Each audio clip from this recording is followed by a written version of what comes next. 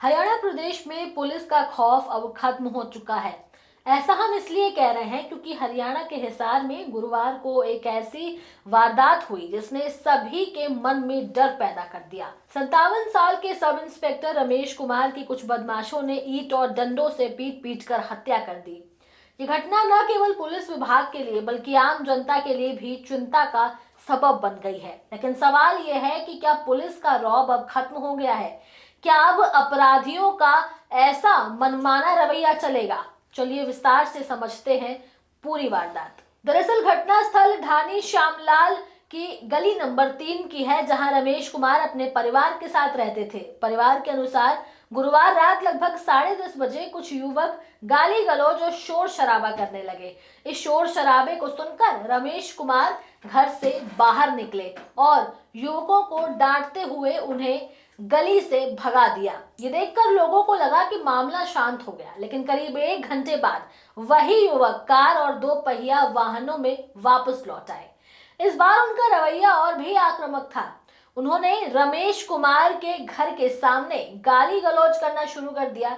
रमेश कुमार ने उन्हें रोकने की बहुत कोशिश की तो युवकों ने उन पर ईंट और डंडे से हमला कर दिया। गंभीर रूप से घायल रमेश कुमार जमीन पर गिर पड़े। घटना की चीख पुकार सुनकर परिवार के लोग दौड़े, लेकिन हमलावर मौके से भागने में कामयाब हो गए। भागते समय उन्होंने अपनी कार और 2 पहिया वाहन वहीं छोड़ दिए। पुलिस को तुरंत सूचना दी गई।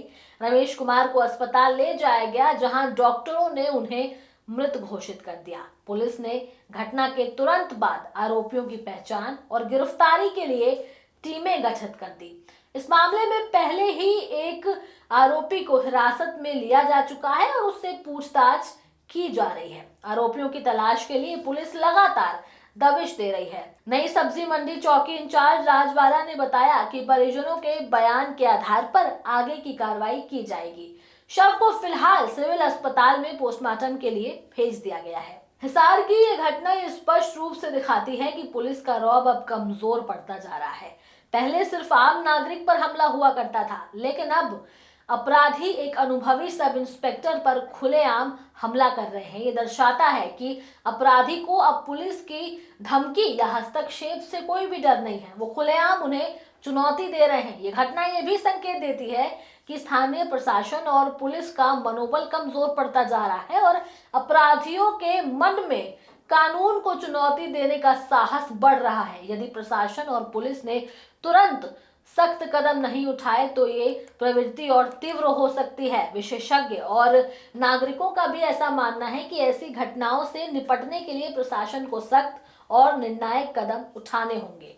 ऐसा पहली बार नहीं है जब अपराधी ने पुलिस वालों पर ही हमला किया हो। इससे पहले भी कई बार ऐसे मामले सामने आते रहे हैं जिसमें जनता ही पुलिस वालों पर हावी होती नजर आ रही है। ऐसे में सबसे पहले सभी आरोपियों की त्वरित गिरफ्तारी और सख्त कार्रवाई होनी चाहिए। गली मोहल्ले में रात के समय सख्त निगरानी की जानी चाहिए ताकि कोई भी समूह या व्यक्ति खुलेआम हुड़दंग न कर सके।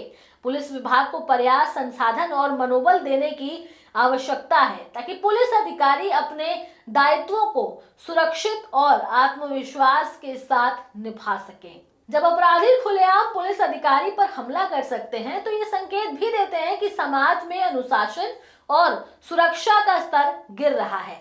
अपराधियों का मनमाना रवैया और कानून का डर कम होना समाज के लिए एक खतरा है।